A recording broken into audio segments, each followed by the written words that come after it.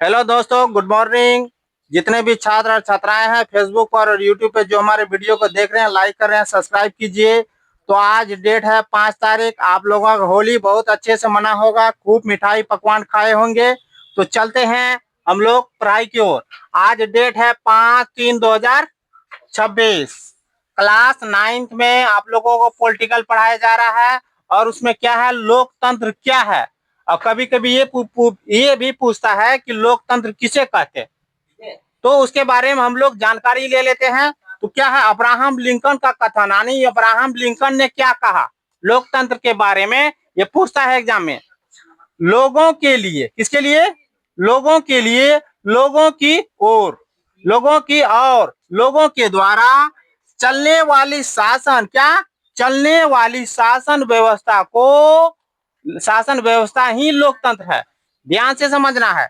लोगों के लिए, लोगों की और लोगों के द्वारा चलने वाली शासन व्यवस्था ही क्या है, लोकतंत्र है। यानी लोगों के द्वारा जो हम लोग मान लो किसी विधायक और सांसद को चुनते हैं ना, तो फिर उन लोग हम ही लोगों पर शासन करता है ना। इस चीज को क्या कहते हैं, लोकतंत्र कहते हैं। फिर चलते हैं क्या है। अब देखिए, डेमोक्रेसी कौन शब्द है? डेमोक्रेसी यूनानी शब्द है। कौन शब्द है पूछेगा? डेमोक्रेसी कौन शब्द है? यूनानी शब्द है। किससे बना है? डेमोक्रेसिया से बना है। किससे बना है?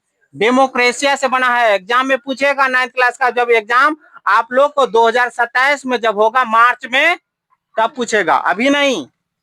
अब देखिए, यूनानी में यूनानी में डेमोस का अर्थ क्या होता है? लोग।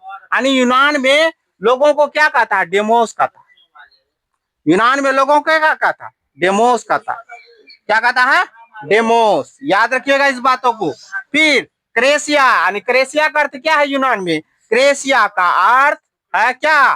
शासन, यानी लोगों का शासन। डेमोक्रेसी का अर्थ क्या हुआ? लोगों का शासन। समझिए, डेमोक्रेसी अर्थात, डेमोक्रेसी का अर्थ क्या होता है? अर्थात मतलब क्या लिखे हैं? अर्थ। डेमोक्रेसी अर्थात लोकतंत्र का अर्थ क्या है? लोगों का शासन। डेमोक्रेसी का अर्थ क्या है? लोगों का शासन। समझिए ध्यान से। फिर चलते हैं, कुछ कुछ इंपॉर्टेंट चीज है। मुश्किल, सुनिए, मुश्किल गणनाओं को सरलता से, यानी जो कठिन से कठिन चीज है उसको कंप्यूटर के माध्यम से आसानी पूर्वक से क्या कर लेते हैं? गणना कर लेते हैं, यानी गिनती कर लेते हैं। वही चीज को लिखे हैं। मुश्किल गणनाओं को सरलता से करने के लिए बने यंत्र, कौन चीज? यंत्र। बने यंत्र को ही कंप्यूटर कहा जाता है। क्या कहा जाता है? कंप्यूटर क्या है? आजकल के जमाने में, वर्तमान समय में जो भी कार्य हो रहा है कंप्यूटर के माध्यम से हो रहा है। ज्यादा से ज्यादा चीज है, एग्जाम जो होगा, डिजाइन बनाना, पढ़ना लिखना, सारा चीज कंप्यूटरीकरण हो गया है ना। तो इसके भी बारे में जानकारी लेना है।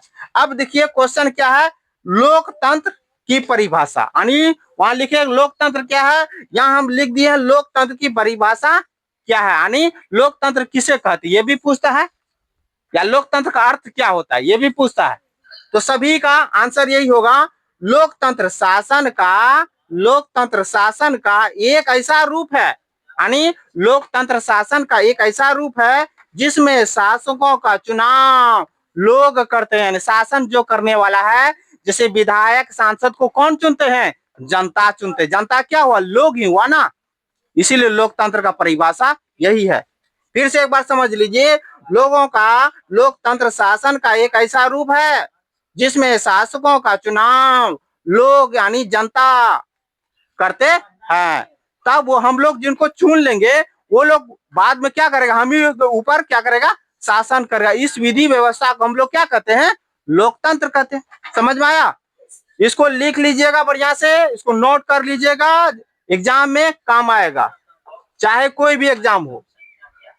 इससे बाहर नहीं रहेगा आप लोग का एग्जाम में। 9th क्लास में इससे बाहर नहीं पूछेगा। हाँ, लेकिन बुक क्या है? एनसीईआरटी के माध्यम से हम पढ़ा रहे हैं। कौन बुक? एनसीईआरटी।